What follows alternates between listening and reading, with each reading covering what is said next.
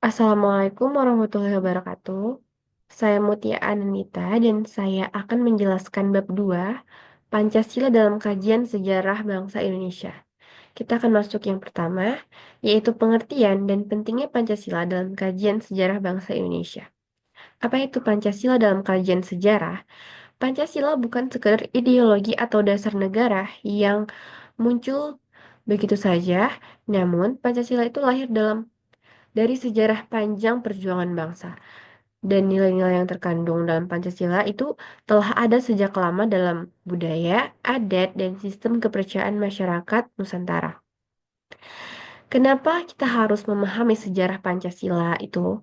Karena di sini membantu kita untuk menghargai perjuangan para pendahulu dan memperkuat identitas nasional dan rasa persatuan. Kemudian memahami latar belakangnya itu kita dapat mengaplikasikan nilai-nilai Pancasila dalam kehidupan modern. Kemudian kita akan masuk yang kedua yaitu sejarah Pancasila pra-kemerdekaan. Jadi sebelum kemerdekaan, nilai-nilai Pancasila telah tumbuh dalam masyarakat Indonesia, yaitu baik dalam bentuk adat, budaya, maupun nilai sosial yang pegang teguh oleh bangsa. Dan kemudian kita akan masuk yang selanjutnya itu ada nilai-nilai Pancasila dalam sejarah perjuangan bangsa. Di sini, setiap sila dalam Pancasila sudah tercermin dalam sejarah bangsa. Seperti yang ketuhanan itu tercermin dalam perjuangan agama dan kepercayaan masyarakat Nusantara. Kemudian ada kemanusiaan, itu perjuangan melawan penjajahan untuk menegakkan keadilan dan hak asasi manusia. Kemudian ada persatuan, itu perlawanan terhadap penjajah menunjukkan semangat persatuan bangsa. Kerakyatan itu tradisi musyawarah dalam masyarakat adat Nusantara. Kemudian keadilan sosial itu perlawanan terhadap ketimpangan sosial yang dilakukan oleh kaum pribumi terhadap penjajahan. Dan yang kedua itu perjuangan bangsa Indonesia melawan penjajah. Jadi di sini sejak abad ke-16 bangsa Indonesia telah mengalami penjajahan dari berbagai negara, yaitu melalui perundingan dan strategi politik. Dan kesadaran untuk bersatu menjadi kunci utama dalam mencapai kemerdekaan. Kemudian kita masuk yang poin ketiga, ada kebangkitan nasional tahun 1908. Jadi di sini menjadi titik awal kesadaran nasional, ditandai dengan berdirinya Budi Utomo, organisasi pertama yang fokus pada pendidikan dan kebangkitan bangsa.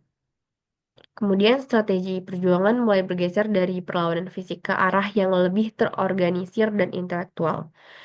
Kita masuk yang keempat, yaitu ada Sumpah Pemuda tahun 1928.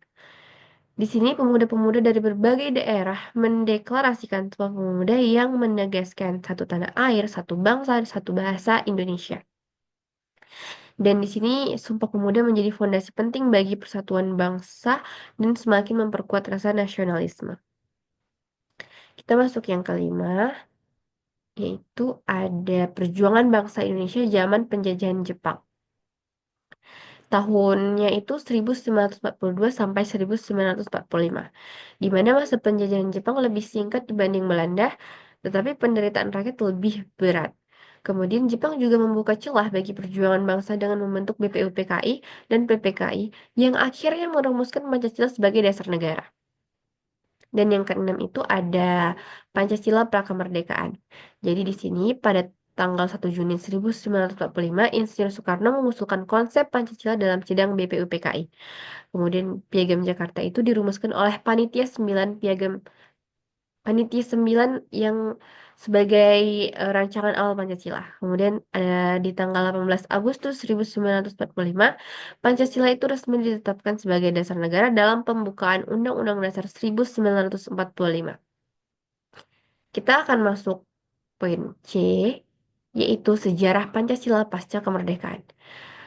Pertama ada Pancasila era Orde Lama. Di sini tahun 1945 sampai 1965. Dan masa pemerintahan Presiden Soekarno. Demokrasi terpimpin itu diterapkan, tetapi terjadi banyak perdebatan mengenai interpretasi Pancasila dan banyak muncul konsep USDEK atau USDEK yang memperluas makna Pancasila dalam konteks politik dan ekonomi. Kedua, Pancasila di era Orde Baru tahun 1966 sampai 1998.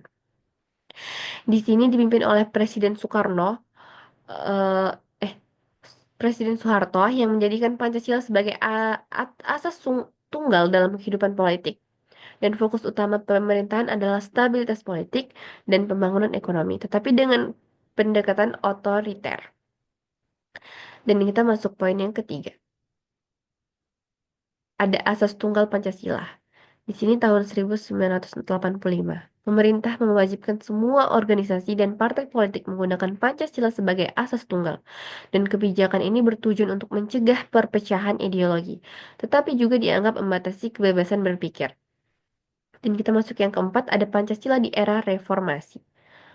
Di sini tahun 1998 sampai sekarang, setelah jatuhnya Orde Baru, Indonesia memasuki era reformasi. Kemudian Pancasila tetap menjadi dasar negara, tetapi dengan pendekatan yang lebih demokratis. Kemudian tantangan baru muncul seperti radikalisme, individualisme, dan konflik sosial yang harus dihadapi dengan tetap berpegang pada nilai-nilai Pancasila.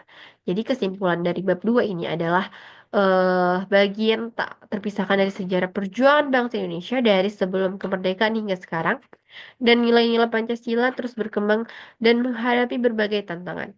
Sebagai generasi muda, kita memiliki tugas untuk memahami, menerapkan, dan menjaga nilai-nilai Pancasila agar tetap menjadi pedoman dalam kehidupan berbangsa dan bernegara. Sekian penjelasan bab 2 dari saya. Sekian dan terima kasih. Assalamualaikum warahmatullahi wabarakatuh.